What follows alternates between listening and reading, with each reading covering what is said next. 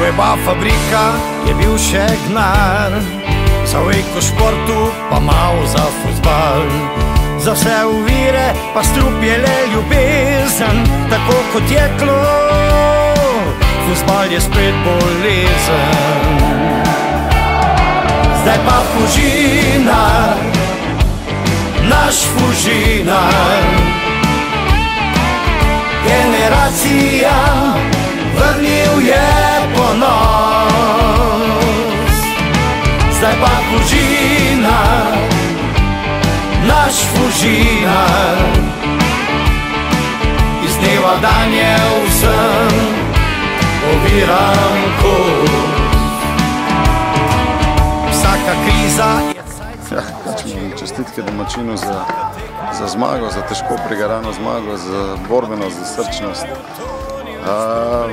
Mi, razen moram reči, da drugi del prvega polčasa po dobljenem prvem zadetku smo začeli igrati to, kar v bistvu smo v tem, kar smo najmočnejši.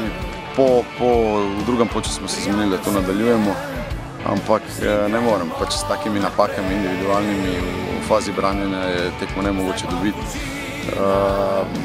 Praktično ne moram reči, da smo bili, da je nezasluženo, lahko bi tudi pač točka bila čisto realna, ampak domačin je dal 2 zadetka, mi smo dali enega in to je pač končni rezultat, tako da čestitke Fužinarju za zmago.